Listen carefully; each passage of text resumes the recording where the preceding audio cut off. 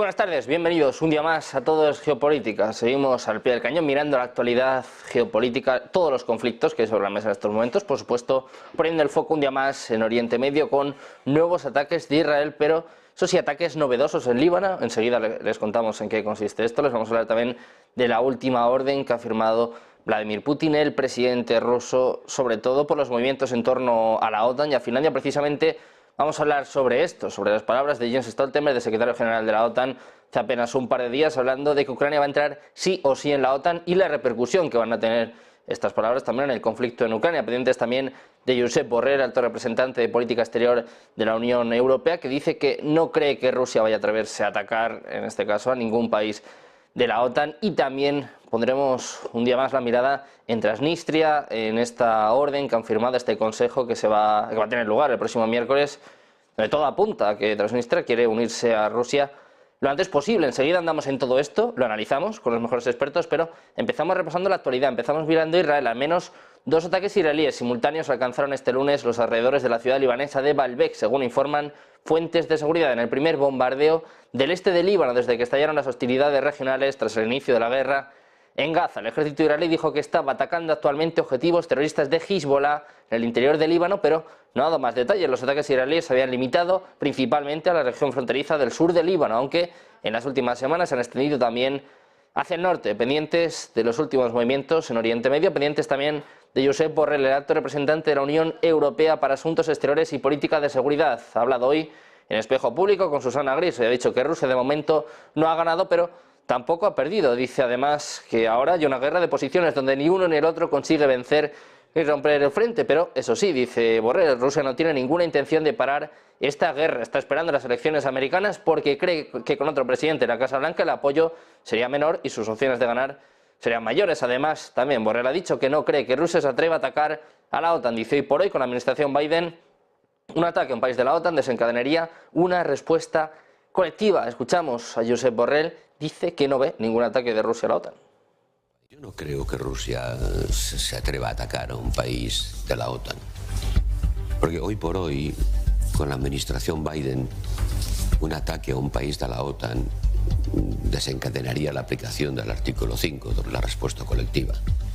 Lo que es preocupante son las declaraciones de Trump, donde ha dicho, casi invitado a Putin a atacar a aquellos países que según él no gastan.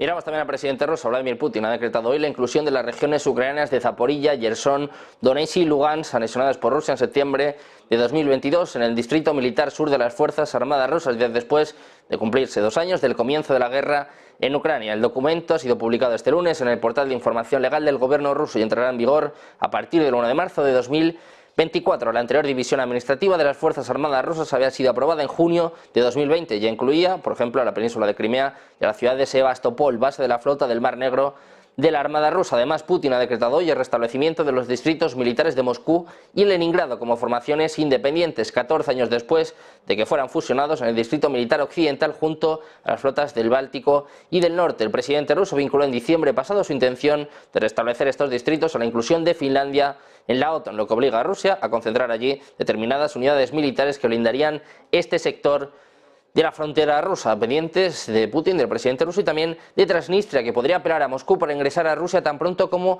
el 28 de febrero. Es lo que ha dicho el líder de la oposición de Transnistria, Gennady Chorba. El líder de la República, Vladimir Krasnoselski, ha iniciado la convocatoria de un congreso de diputados de todos los niveles debido a la presión de Moldavia. A lo largo de toda la historia de la República Moldava de Transnistria, estos congresos han celebrado solo 6 veces y han estado asociados con acontecimientos importantes. La última vez que tuvo lugar un evento de este tipo fue en 2006 y como resultado se decidió celebrar un referéndum sobre la posible integración de la República de Rusia. Casi el 97% de los residentes que votaron apoyaron la integración total con Rusia. Actualmente Transnistria se encuentra bajo una fuerte presión económica y política por parte de las autoridades de Moldavia y de hecho Chisinau para reintegrar a la República más tardar en 2030, según afirmaba el propio ministro de Defensa moldavo, Anatol Nosati, pendientes de esto, terminamos mirando a la CIA. Ojo con esto, la Agencia Central de Inteligencia estadounidense mantiene 12 bases en ubicaciones secretas en territorio ucraniano a lo largo de la frontera con Rusia, y el pasado jueves el director de la agencia, William Burns, visitó Ucrania por 10ª vez desde que comenzó el conflicto en curso en Europa del Este. Es lo que afirma el periódico New York Times, basándose en 200 entrevistas con funcionarios y exfuncionarios de Ucrania, Estados Unidos y Europa. Según el periódico, las operaciones de la CIA en Ucrania se remontan a finales de febrero de 2014, después de la fuga del país del presidente Víctor Yanukovych. Han permitido, entre otras cosas, formar a numerosos especialistas de inteligencia en las filas del ejército ucraniano, en las Fuerzas Armadas y en las agencias de seguridad. Para que se hagan una idea, uno de ellos sería el propio Kirilo Budanov, actualmente jefe de la Dirección Principal de Inteligencia del Ministerio de Defensa de Ucrania. Muchos temas sobre la mesa, muchos temas que analizar durante la próxima hora, como siempre, con los mejores expertos. Hoy contamos con Adrián Celaya, presidente de Care Group. ¿Qué tal, Adrián? Muy buenas tardes. Estupendamente, encantado de estar con vosotros. Placer tenerte por aquí, Adrián. Tenemos a Enrique Couto, analista político. ¿Qué tal, Enrique? Muy buenas. Muy buenas tardes, ¿qué tal? Placer tenerte por aquí. Tenemos también a José Luis Orella, profesor de Historia Contemporánea de la Universidad CEU San Pablo. ¿Qué tal? Muy buenas, José Luis. Muy buenas, siempre un placer con vosotros.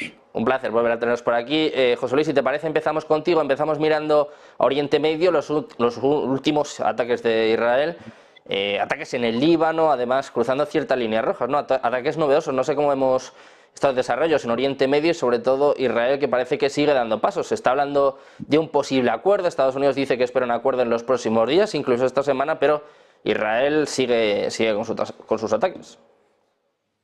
Sí, está subrayando totalmente la política de seguridad, entre comillas, que ha ido realizando. Hombre, desde hace décadas que Israel es el vecino más molesto de sus vecinos, debido a que hace un poco lo que le da la gana, persigue a sus enemigos tras las fronteras de sus países vecinos, con las consecuencias que eso pueda tener. El Líbano, que desde luego no plantea ningún tipo de rivalidad en ese caso para Israel, no solo ya no se limita a la zona meridional del país, ¿no?, para intentar alejar en todo lo posible las unidades de lanzacohetes y de artillería que pueda tener la milicia de Hezbollah allí, sino que ahora ya pues está entrando en lo que sería la zona del Valle de la Bekaa, ¿no?, en la zona interior, mayoritariamente de población chií, y donde los de Hezbollah, bueno, pues también tienen una gran hegemonía política en toda esa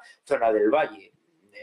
No cabe duda que lo que está procediendo ya un poco de esa manera Israel es casi ya iniciando su amenaza de intentar ya, bueno, el desmantelamiento que sería de Hezbollah, o sea, tirando ya, que estaría finalizando el hundimiento de lo que sería Hamás en la Franja de Gaza. Ya la siguiente pieza sería pues esa eliminación del brazo directo que tiene la República Islámica de Irán en el Líbano, y ya no solo en la zona meridional del Líbano, sino incluso ya en la zona próxima, donde los chiitas son mayoría, y donde, bueno, Hezbollah junto con Hamas pues tienen la hegemonía política un poco de ese mundo chií, ¿no?, lo cual ya nos aumenta la tensión a toda la región de una gran manera, y pone también en franja supervivencia al gobierno de Damasco, que necesita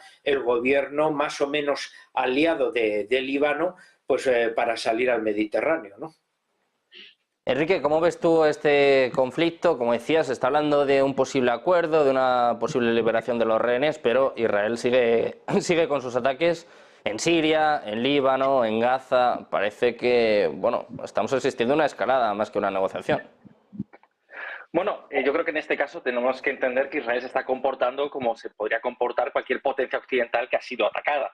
Es decir, en este caso, Hezbollah es un actor que lleva atacando a Israel sistemáticamente con el lanzamiento de misiles, con el lanzamiento de cohetes y también con el ataque a diferentes unidades en la frontera desde hace ya bastante tiempo, pero que estos ataques se han multiplicado en los últimos meses, ¿no?, particularmente desde el día 7 de octubre, en el que se produjo el sangriento ataque de Hamas que terminó con la vida de 1.400 israelíes. Hezbollah no es un grupo terrorista más. Hezbollah es un grupo que a nivel político controla fundamentalmente toda la parte meridional del Líbano, todo lo que es el Líbano chií está fuertemente controlado por Hezbollah en términos políticos, controla también buena parte de la economía libanesa, pero es que además cuenta con unas fuerzas armadas o un brazo paramilitar, mejor dicho, razonablemente moderno, ¿no? Y es a lo que Israel está prestando mucha atención. En estos momentos se calcula que Hezbollah tiene aproximadamente entre 20 y 30.000 efectivos disponibles. Hay que sumar una reserva de hombres que adicionalmente podríamos valorar en otros 30.000 soldados o 30.000 combatientes. Estaríamos hablando, por tanto, de una fuerza de combate de cerca de 60.000 unidades, ¿no?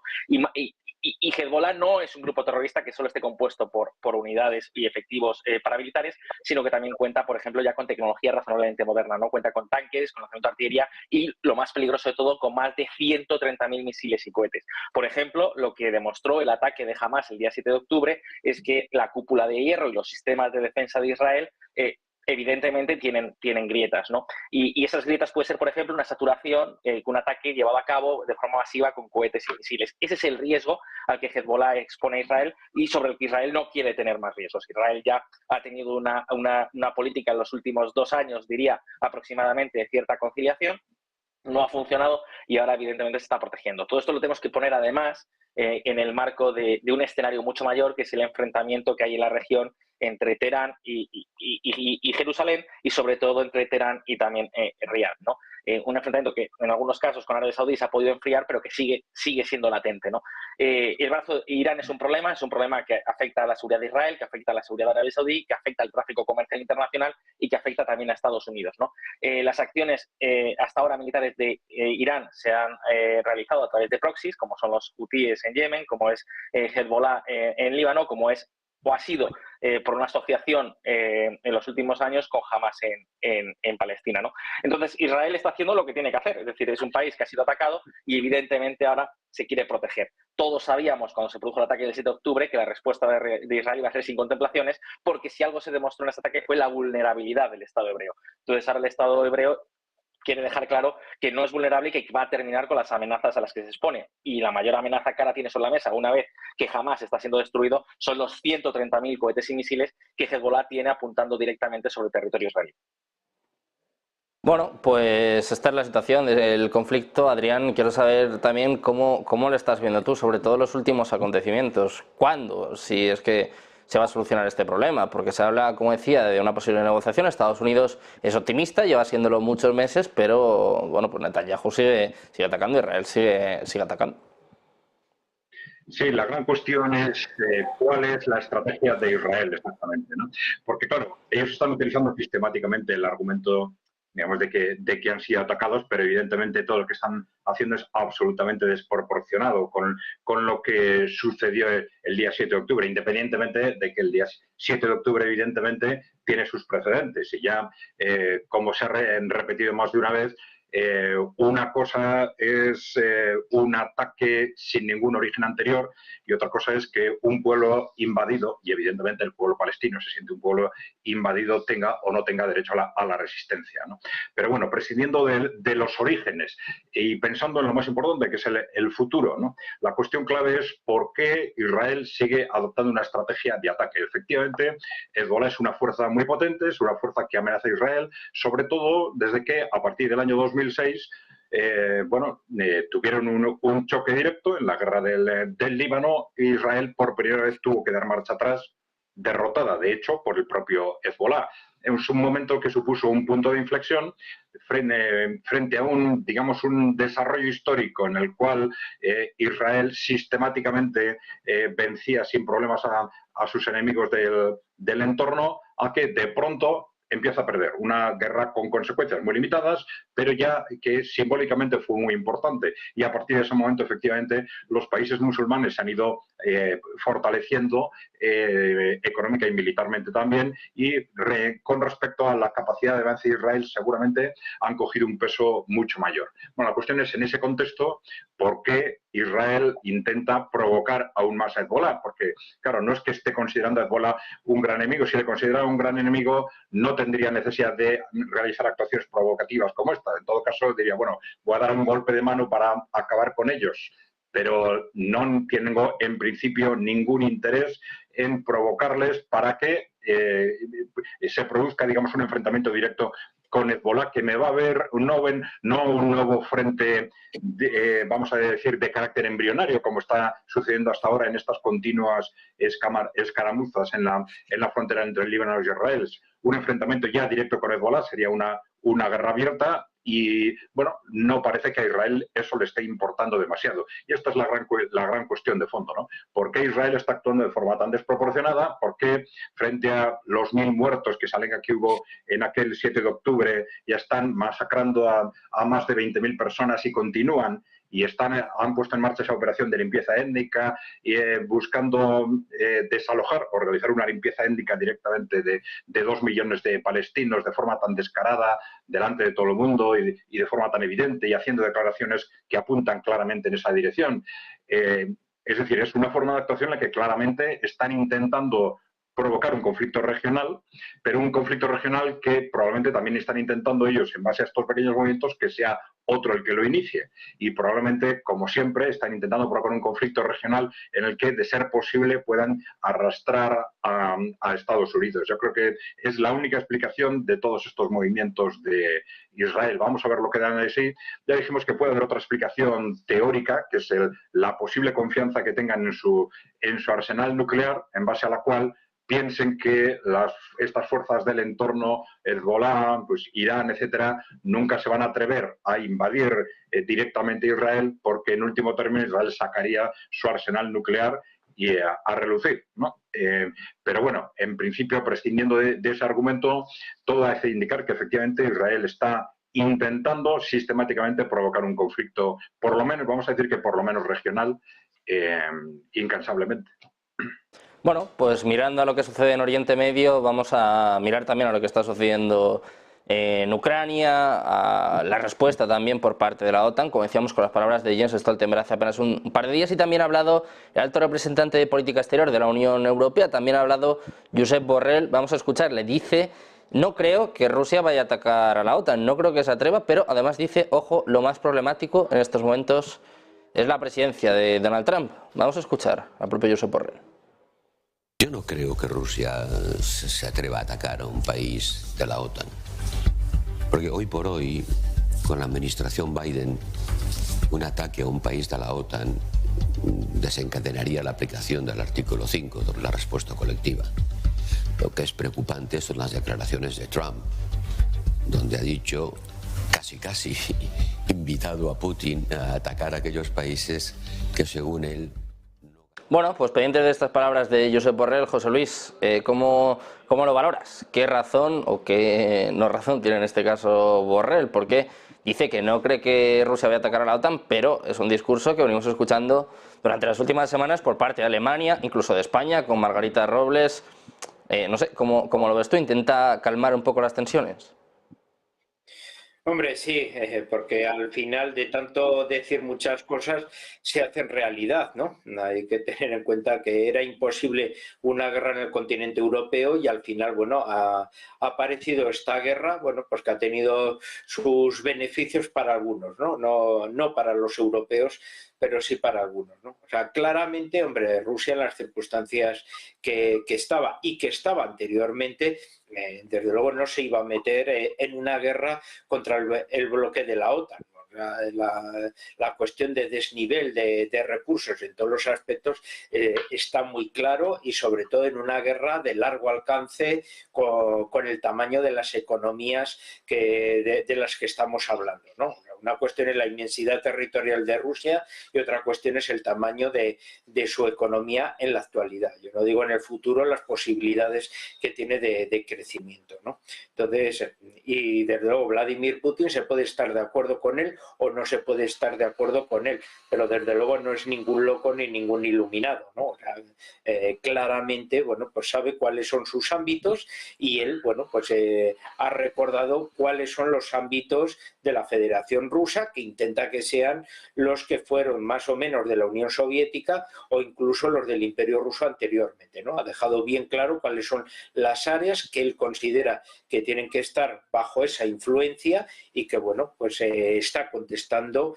de una manera armada, un poco de esa manera, ante aquel impulso, esa expansión que la OTAN pues fue realizando hacia el este, creyendo, bueno, pues los rusos, bueno, pues que habían llegado a un tipo de acuerdo diplomático que desde luego, bueno, pues nadie había dejado ni por escrito ni firmado anteriormente. Así que sí que Borrell está un poco apaciguando ciertas voces, ciertas circunstancias, bueno, pues porque tienes ya en la propia Ucrania que ve que el único modo de posibilidad de poder ganar una guerra, bueno, pues es internacionalizando el conflicto y que la OTAN ya definitivamente, bueno, pues arrope sus posiciones aplastando al enemigo, porque si no le es imposible militarmente con sus recursos poder vencer. También el miedo de muchos de los vecinos de la OTAN con la Federación Rusa, principalmente en los países del Báltico, que por su tamaño, sus circunstancias y su nacionalismo, pues ven un peligro permanente en Rusia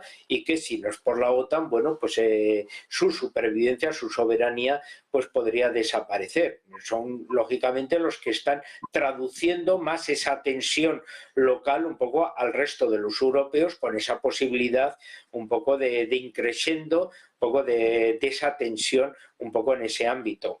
La cuestión de Trump, bueno, pues aquí ya hemos visto claramente, ¿no? Estados Unidos ha estado presionando muchísimo para que, ya desde la presidencia anterior de Trump y la que está con Biden, para que los países europeos incrementen sus presupuestos de defensa, se conviertan verdaderamente en unos clientes que aceleren ese proceso de modernización de sus arsenales, que claramente por las medidas que tiene la OTAN de uniformidad de armamentos más modernos y de alta tecnología, pues son casi exclusivamente estadounidenses. Por lo tanto, es una manera de ir acelerando y potenciando la economía y todo lo que es el lobby armamentístico estadounidense un poco en ese beneficio, ¿no? Así que tampoco es que haya una ruptura un poco en ese ámbito. Otra cuestión es que Trump pueda tener otros intereses, otras rivalidades y le interese dejar igual el frente europeo en una posición más secundaria e incentivar igual más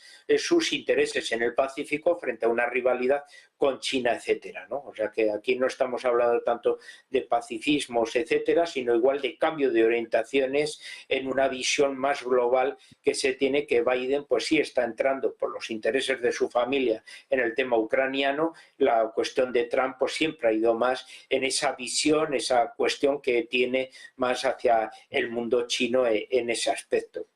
Ya la cuestión ya de la integración de Ucrania en lo de la OTAN, pues como hemos dicho, hombre, pues es más bien una medida propagandística, ni por la situación de guerra de Ucrania, ni por la situación de calidad democrática que tiene el régimen ucraniano. Hombre, hay posibilidades reales para que pueda afrontar, como cualquier otro país, su proceso de integración en la OTAN. Otra cuestión es que nos saltemos todo eso y se haga una cuestión excepcional por primera vez. Aquí yo ya me callo, ¿no? Enrique, pues te damos paso a ti. ¿Qué te parecen estas palabras de Josep Borrell después de los mensajes, sobre todo de Alemania, pero bueno, prácticamente de todos los países europeos, pues que están hablando prácticamente de un ataque inminente por parte de Rusia? Bueno, un ataque inminente no, pero existe un riesgo, ¿no? Esto es algo que ha puesto sobre la mesa los gobiernos y los altos mandos militares de Noruega, Suecia, Finlandia, Estonia, Letonia, Lituania, Dinamarca y Alemania, y también Polonia, ¿no? ¿Y por qué existe ese riesgo? Básicamente por una teoría de juegos. Yo os estoy hablando de Tallinn, ¿de acuerdo? Estoy hablando en este momento, estoy en Estonia, yo vivo en Estonia, vivo en Tallinn, y entonces esto genera, digamos, un cierto pavor, un cierto miedo en el día tras día, ¿no? de la convivencia ciudadana, ya no solo en los espacios gubernamentales, sino la convivencia ciudadana, a diferencia de, por ejemplo, lo que puede ocurrir en España. Y lo cierto es que hay un miedo real, hay un miedo a una teoría de juegos. El miedo es que Estados Unidos llegue Donald Trump a la presidencia, consiga una victoria electoral, por sorpresa. Sería extraño, pero que consiga una victoria electoral superando los precedentes del año 2018, 2020 y 2022, y que en 2024 sí consiga esa victoria electoral, que no ha conseguido en las otras 3 ocasiones anteriores, y cumpla su palabra de dejar a Europa fuera del artículo 5, es decir, de no cumplir con el compromiso de Estados Unidos de defender el territorio OTAN. Evidentemente, las fuerzas militares de la OTAN son superiores a la fuerza militar rusa y el potencial económico e industrial de los países europeos de la OTAN es muy superior al de Rusia. El problema es la teoría de juegos. Si, por ejemplo, Rusia ocupara bien directamente o bien mediante lo que podemos conocer como una guerra híbrida o como un ataque informal por medios paramilitares, o incluso con una invasión directa tras un ataque de falsa bandera, por ejemplo, el este de Estonia o, por ejemplo, el este de Lituania a través de Bielorrusia, nos podríamos encontrar con una situación bastante extraña. Y es el hecho de presionar a Europa con una guerra convencional en territorio europeo, ¿no? Es decir, hasta ahora, lo único que evita que Putin pueda conseguir un arma de negociación muy grande respecto a Bruselas y respecto al conjunto de los países europeos para conseguir sus objetivos en Ucrania y sus objetivos energéticos y sus objetivos probablemente de influencia político-económica comercial, es exclusivamente el paraguas nuclear de Estados Unidos, es decir, el artículo 5 sustentado en el paraguas nuclear de Estados Unidos.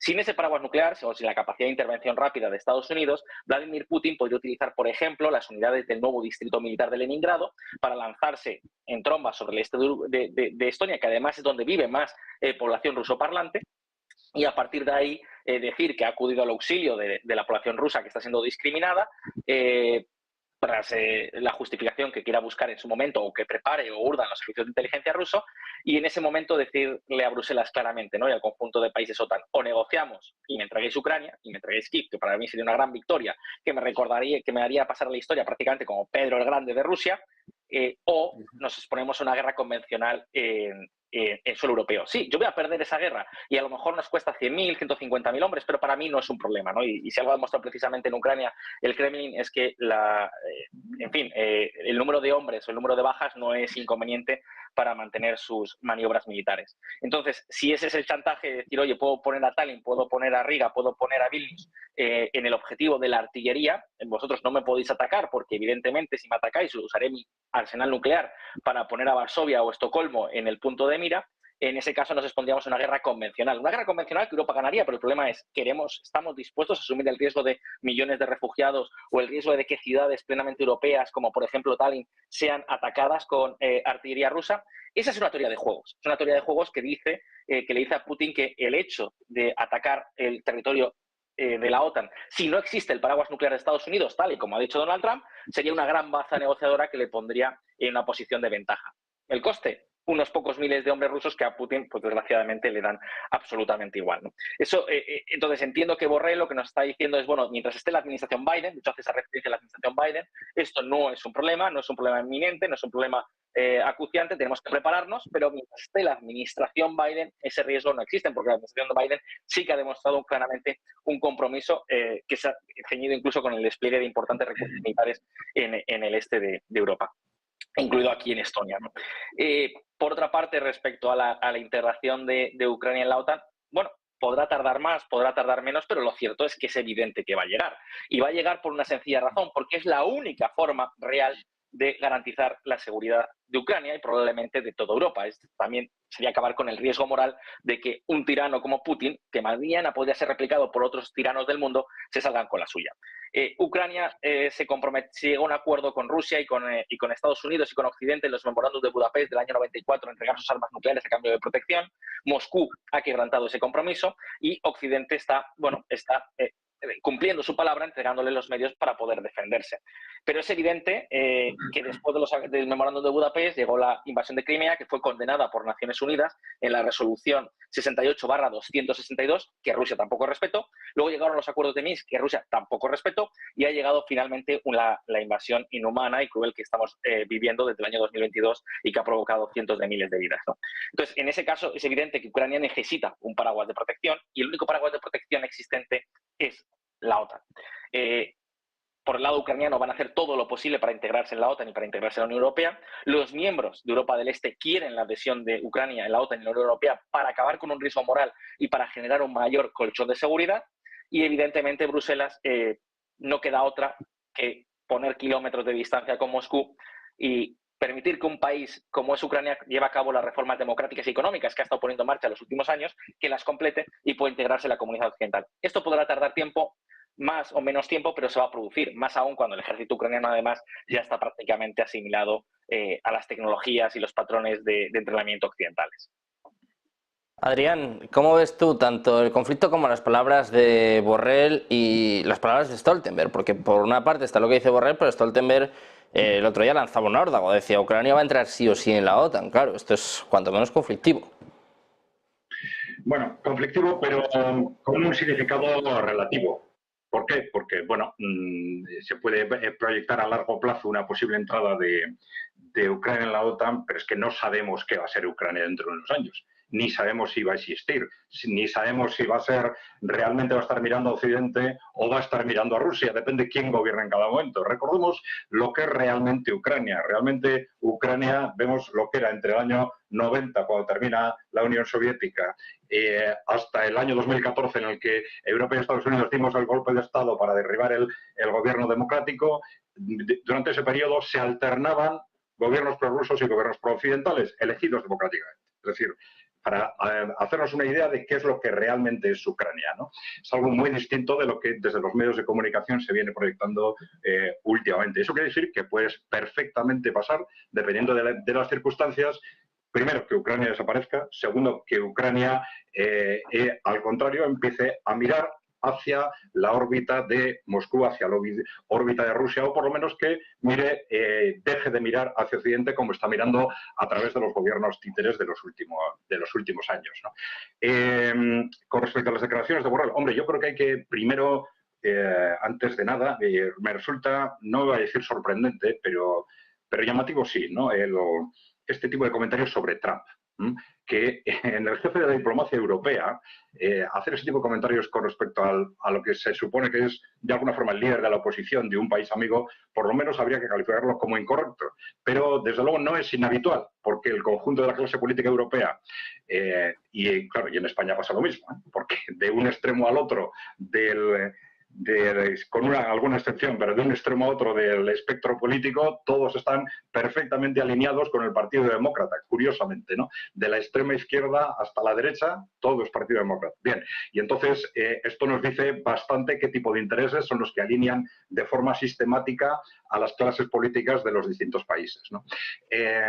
Pero claro, me parece, evidentemente, como digo, una falta de respeto increíble, pero que se repite de forma constante, sobre todo en la Unión Europea, menos en los países europeos, pero en los representantes de la Unión Europea, un constante alineamiento con el Partido Demócrata y un constante alineamiento con Trump. Yo no es que tenga tampoco excesivas simpatías con respecto a Trump, pero me parece algo realmente poco presentable, ¿no?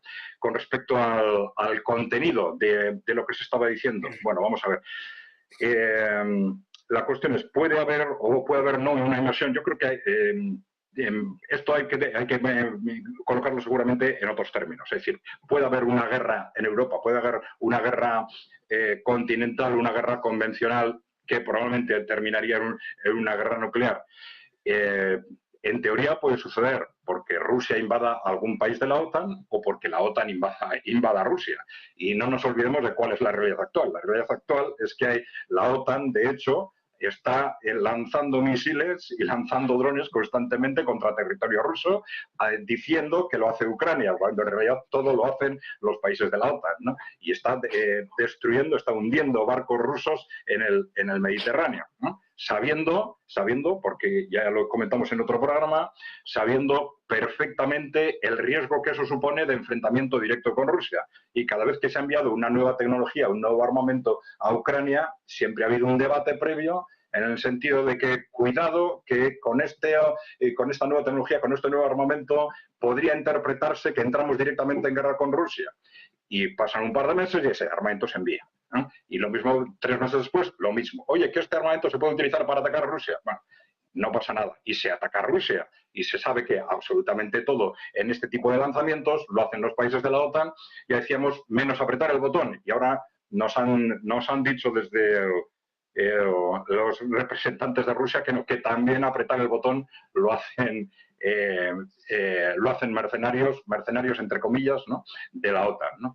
Bueno, pero esto es muy significativo porque es constantemente hablar del riesgo de que Rusia invada, pero yo soy el que le estoy lanzando misiles, ¿eh? Yo soy el que le estoy lanzando misiles a su propio territorio, y eso en sí mismo, como se ha dicho recientemente, es causa de guerra, ¿eh? Cada uno de esos proyectiles es causa de guerra y siguen haciéndolo, ¿no? Bueno, entonces hay un riesgo objetivo de que alguno de de estas circunstancias se produzca? Yo creo que sí.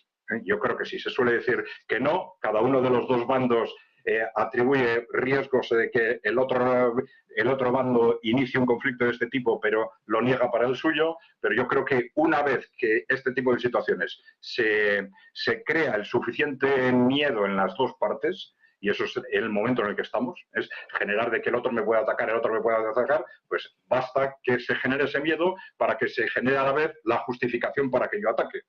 Esto es así en todas las guerras. Entonces, una vez que se genera el suficiente miedo en las dos partes, puede pasar, y puede pasar por las dos partes. Ya no es una cuestión de quién realmente tenga la intención de crear un conflicto de este tipo o quién no la tenga. Pero al final el miedo a que si yo no lo hago ahora, lo haga el otro dentro de 2 años, va a estar encima de la mesa y puede generar un estallido de ese tipo en cualquier momento, salvo que lo frenemos a través de la única vía que hay, que es abrir ya esa mesa de negociación que no se ha querido abrir hasta el momento. Y no se ha querido abrir fundamentalmente porque para eso tenemos que ir al origen del conflicto, que el origen del conflicto es como desde los años 90 está perfectamente definido desde los think tanks estadounidenses como la existencia de Rusia y de China como poderes independientes es en sí misma una amenaza para Occidente, para Estados Unidos, dicen ellos, para asegurar que Estados Unidos siga controlando el mundo en el siglo XXI,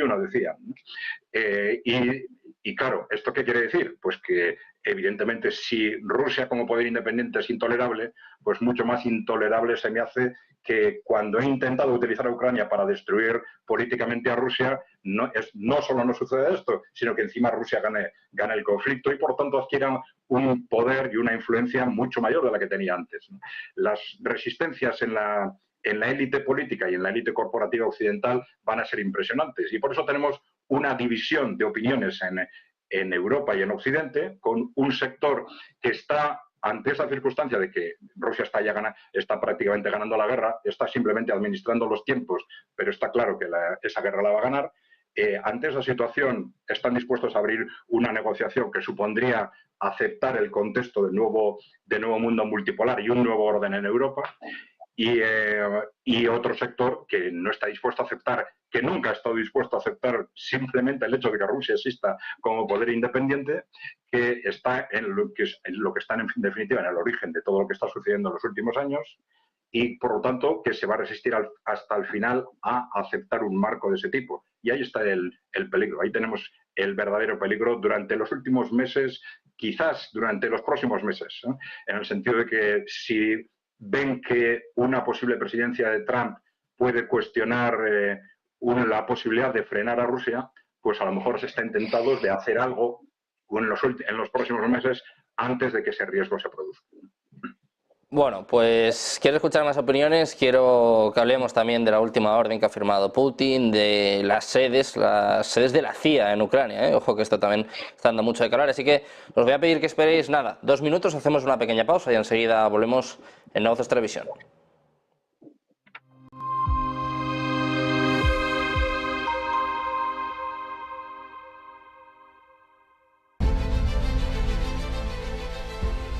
No puede volver atrás y cambiar el principio, pero puede comenzar donde está y cambiar el final. En Luna Sevilla queremos ser su asesor financiero de referencia para mejorar su presente y su futuro patrimonial, prestando nuestros servicios como agentes de Caser Asesores Financieros. Somos una empresa con una clara apuesta por la formación de calidad, la información transparente y objetiva, y por el asesoramiento financiero personalizado y continuado.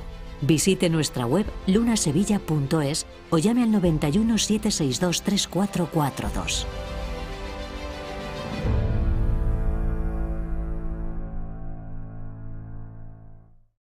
¿Se puede poner a prueba vuestra tecnología de trading? Sí. ¿Y vuestra ejecución funciona al milisegundo? Sí. ¿Y vuestros spreads están entre los más bajos del mercado, ¿no? Si quiere, puede probar nuestra primera vez. Es difícil encontrar un broker que cumpla con todas sus expectativas. O quizá no tanto. Active Trades, broker online desde 2001. Hola, ¿qué tal? Muy buenas. Si estás viendo esta cadena es que te gusta estar bien informado y te gustan mucho los mercados financieros. Y lo más importante de todo, te gusta sacarle dinero al mercado.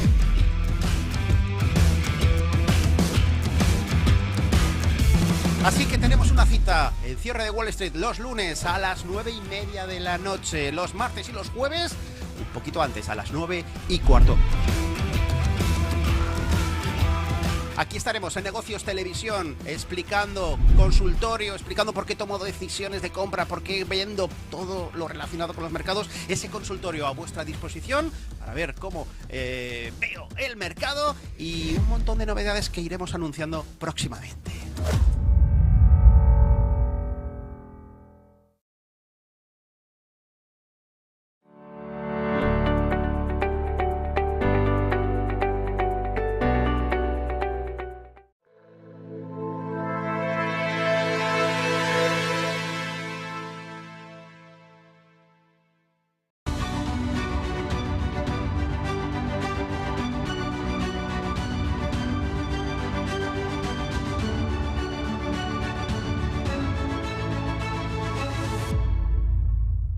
Ya estamos de vuelta en Todo es Geopolítica, de vuelta en Negocios Televisión. Seguimos analizando la actualidad y seguimos mirando el conflicto en Ucrania con el último decreto que ha firmado Vladimir Putin. El presidente ruso, incluidas regiones ucranianas anexionadas en el distrito militar sur de las Fuerzas Armadas rusas, también ha decretado el restablecimiento de los distritos militares de Moscú y Leningrado como formaciones independientes. Ya avisó en diciembre de que hacía esto, sobre todo por la presencia, la inclusión de Finlandia en la OTAN. José Luis, ¿cómo podemos valorar esta medida por parte de Vladimir Putin? ¿Es un desafío? ¿Es una medida para protegerse ante un posible ataque también por parte de la OTAN? ¿Cómo se puede interpretar?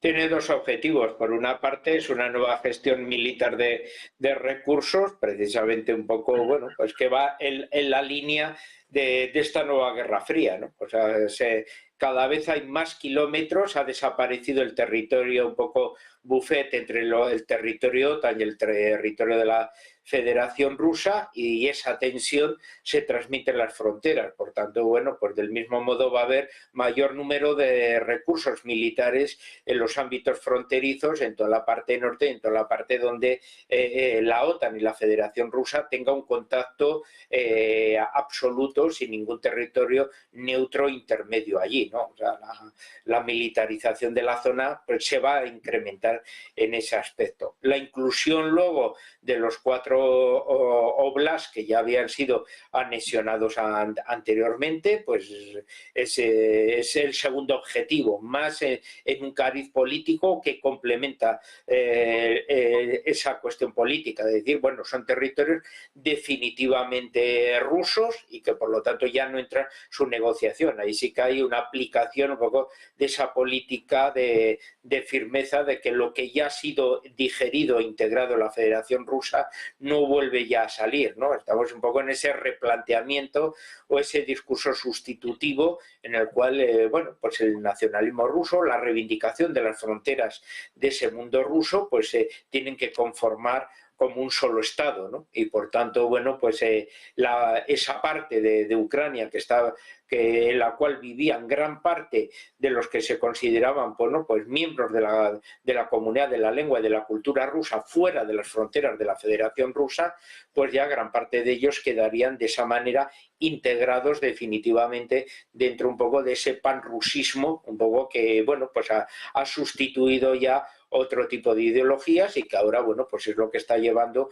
un poco Vladimir Putin un poco en ese ámbito. O sea, su inclusión dentro del distrito sur a nivel militar no deja de ser ya la inclusión política que había desarrollado y un poco, bueno, pues conforma también un poco esa política. Hay que tener en cuenta, por ejemplo, dos medidas a nivel local, ¿no?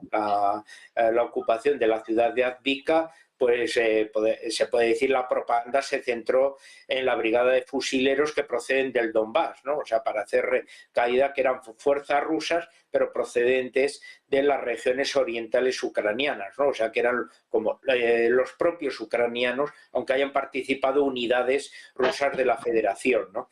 Y luego, en un segundo lugar, cómo ya se habían iniciado ya la documentación o ya de pasaportes y documentación propia de la Federación Rusa, podemos decir, a los habitantes que quedasen en la propia ciudad de Avdiivka, que como podemos suponer es sencillamente una medida puramente propagandística en una ciudad meramente ya destruida, ¿no? Pero podemos decir que complementan esos pequeños detalles con esas gran medidas en las cuales se puede decir que los 4 oblasts forman parte con todo tipo de integración a lo que podrían ser otros tipos de territorios que ya de forma natural ya formaban parte de la Federación Rusa desde 1991, ¿no? Enrique, ¿cómo ves este movimiento por parte de Vladimir Putin? ¿Cómo se puede interpretar y también pues, cómo puede afectar a la OTAN? ¿Cómo se lo van a tomar? Bueno, es que hace 2 años que se inició este conflicto y Putin, ante un desastre mayúsculo, tiene que presentar algo. Básicamente eso es lo que nos estamos encontrando. Hace 2 años Vladimir Putin tomó la decisión de abalanzarse sobre Ucrania. Quiero recordar que su primer objetivo estratégico fue la toma de Kiev. La toma de Kiev para derrocar al gobierno de Zelensky, había planes para detener a gran parte del gobierno y altos funcionarios del gobierno ucraniano, y eso no lo pudo conseguir. A partir de allí tenemos una guerra de 2 años, de lo que se consideraba el segundo ejército más importante y más grande del mundo, con un país que era el más pobre de toda Europa, y con unas fuerzas armadas pues razonablemente maltrechas y mal equipadas, pese incluso a la asistencia occidental. Y tras 2 años el conflicto continúa. Vladimir Putin se ha dejado en Ucrania, según las estimaciones existentes, entre 300.000 y 450.000 bajas, una parte de ellos muertos, otra parte heridos, pero en cualquier caso bajas de combate. Estamos hablando de unas capacidades humanas muy grandes. En Ucrania también desapareció o se quedó lo que durante mucho tiempo fue un pilar clave de la política exterior de Putin, que fue el grupo Wagner, y en Ucrania se han quedado pues muchísimas de las grandes capacidades militares convencionales de este país. Nos hablamos en términos, por ejemplo, de blindados, artillería. También hemos visto cómo la Fuerza Aérea ha sido incapaz en 2 años de hacerse con el control de los cielos. Vemos como incluso la flota del Mar Negro, que era una de las flotas más importantes de Rusia, pues ha perdido el 20% de su capacidad y es incapaz siquiera de mantener el bloqueo de los granaderos ucranianos. Vemos como la flota del Mar Báltico y es una broma porque ya no tiene aguas sobre las que poder operar, y ante esta situación pues tiene que presentar algo, y lo que presenta pues una vez más es insistir en la anexión y la incorporación a todas luces de estos oblasts que ni siquiera controlan su totalidad, ¿no? La mejor forma de esta publicidad en la que se ha convertido la política exterior del Kremlin, que está financiada con la sangre de chicos jóvenes rusos que son enviados al frente con una gran dosis de desconocimiento, es la ciudad Avdiivka, ¿no? La ciudad Avdiivka ha sido tomada prácticamente con una auténtica carnicería. Es decir, ahí Rusia concentró 50.000 hombres para una ciudad sin ningún sentido estratégico y estuvo dispuesto a tomarla para intentar alcanzar el segundo aniversario, costase lo que costase, ¿no? Al final tenemos una gran cantidad de bajas en términos humanos y de equipos para conseguir una localidad que no supone ningún cambio de nada absolutamente en la guerra, ¿no? Una pequeña ciudad industrial que tenía 30.000 habitantes y que bueno, hoy está destruida. Al final, lo que se explica de esta toma de decisiones son los 2 años de guerra. Es decir, si yo me he embarcado en esta apuesta militar y he fracasado, porque aquí se puede hablar de cuál puede ser el resultado de la contienda o no el resultado de la contienda, pero lo cierto es que Rusia ha pasado 2 años y siguen luchando, y además incluso hoy tiene menos terreno del que tenían en marzo o en el mes de abril del año 2022, ¿no? Con lo cual, si alguien ha retrocedido en este espacio de tiempo, ha sido precisamente las tropas rusas, pese al gran desgaste que han sufrido. Entonces, ante esta situación, pues es evidente que tiene que presentar algo. Antes se comentaba el tema de que si la OTAN está lanzando o no está lanzando misiles sobre Rusia. Bueno, la OTAN no lanza ningún misil sobre Rusia porque básicamente entonces las refinerías rusas hubiesen volado por los aires. Lo que ocurre es que Ucrania era un importante productor industrial de bajo valor añadido, de componentes pequeños, pero no uno de los 10 mayores productores industriales del mundo, en equipo militar me refiero. Y lo que está haciendo es utilizarlo pues para lanzar armas muy rudimentarias contra Rusia. Así que lo que tiene ahora Vladimir Putin básicamente es un desastre militar, básicamente es el consumo de gran parte de sus tropas convencionales, un país que no consigue ocupar siendo el país más pobre de Europa, y un país que está sufriendo evidentemente pues el ataque de este tipo de acciones de subversión o acciones de contraataque por parte de Ucrania, ¿no? Y esto está afectando a siderurgia, está afectando a bases militares y está afectando también pues a fábricas de acero, ¿no? Y metalúrgicas. Bueno, esto es lo que tenemos, y como esto es lo que tenemos, pues tiene que presentar algo, y al final lo que tiene que presentar algo es, bueno, esto ha tenido un enorme coste, pero hemos conseguido pues nada, un pequeño territorio que apenas es una porción, un porcentaje ridículo de lo que es el país más grande en la faz de la Tierra, ¿no? Dicho esto, ¿qué le puede esperar a las gentes que ocupan estos oblasts? Bueno, pues ya lo vimos en Donetsk y en Lugansk desde el año 2014, ¿no? Un enorme éxodo de población, un desastre económico sin paliativos en lo que en su día fue el cinturón de óxido de Ucrania, la zona más rica de todo el país, que sufrió un éxodo del 50% de su población, básicamente pues porque ahí no hay prosperidad. Respecto a lo de mirar al oeste o al este, que antes también se comentaba y no se ha podido responder, pues yo quiero recordar aquí que Yanukovych cae precisamente porque Vladimir Putin y el Moscú le obliga a suspender su asociación económica con la Unión Europea. Es decir, que hubiera un gobierno de origen rusoparlante o identidad rusa o incluso más cercano al Kremlin no quiere decir que Ucrania no mirara al oeste. Ucrania miró al oeste porque evidentemente su modelo de referencia son los países bálticos, su modelo de referencia es Polonia, su modelo de referencia es la República Checa, todos los países que mirando al oeste han obtenido libertad y prosperidad. Evidentemente lo que no va a ser su modelo es ni Moscú, ni Turkmenistán, ni ningún país equivalente, ¿no? Pero vamos, simplemente esto, tendrán cumplido 2 años del inicio de la guerra, Rusia no ha conseguido sus objetivos, Putin ha tenido la que puede ser una gran derrota histórica y ante esto pues está tratando de convertir una derrota en una victoria mediante la propaganda financiada con la sangre de chicos jóvenes que son enviados a morir al frente. Adrián, sé que tienes mucho que contestar, así que directamente te doy paso a ti. ¿Qué opinas de también del decreto que ha firmado Putin hoy? Sí, bueno, yo no hablo tan rápido como Enrique, entonces me voy a concentrar un poco en algunos temas, ¿no?